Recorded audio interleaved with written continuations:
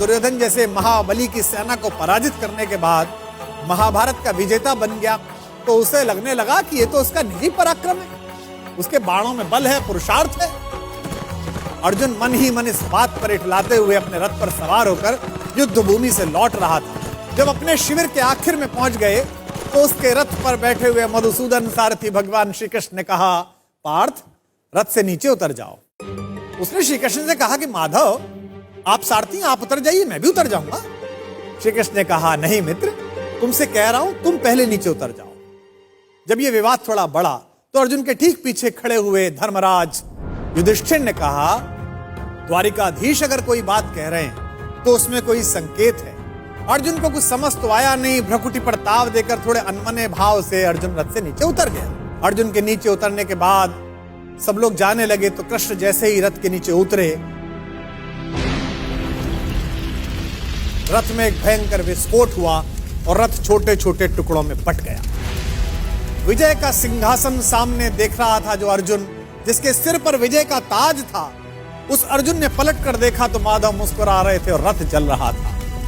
अब उसे यह तो समझ में आ गया कि उसके सखा श्री कृष्ण ने उसे रथ से नीचे उतरने के लिए क्यों कहा, और उसे विस्फोट का कारण अब भी समझ में नहीं आया था। अब उसने विनम्र भाव से अहंकार का तिरोहन करते हुए माधव से पूछा कि माधव, यह क्या लीला है? कृष्ण ने मुस्कुराते हुए उत्तर दिया कि पार्थ, युद्ध के इस दौरान इस रथ पर कई दिव्य शक्तियों का प्रयोग हुआ। तुम पर जिन घातक अस्त्रों का प्रयोग हुआ उसका बचा हुआ असर भी इस रथ पर था जिस पर हम सवार थे, लेकिन वे सारे अस्त्र शस्त्र और वे घातक शक्तियां केवल इस कारण से काम नहीं कर रही थी कि मैं वहां उपस्थित था। अगर आज मैं इस रथ से तुमसे पहले उतर जाता अर्जुन, तो इस युद्ध को जीतने के बाद भी तुम जीवित ना हो।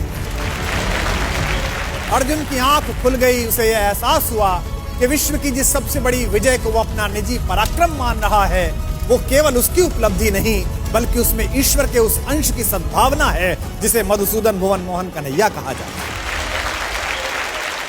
ये कथा ये बताती है कि सिद्धियों के मद में खुद को इतना शक्तिशाली मत समझो कि जिन्होंने हमें सिद्धियां दी हैं उन्हीं को आप आंखें दिखाने लगो। याद रखिएगा, आपकी प्रत्येक सफलता के पीछे कृष्ण जैसे ऐसे असंख्य लोग हैं जिनकी चुपचाप और अदृश्य शुभकामनाओं के कारण आप इस विजय रथ पर सवार हुए हैं। जब भी आपको यह लगने लगे कि आपने ये ऐतिहासिक उपलब्धि स्वयं की बुद्धि शक्ति के कारण पाली है, तो बस उन लोगों के बारे में सोचिए जिनके सहयोग के बिना आपकी ये यात्रा इतनी आसान न होती।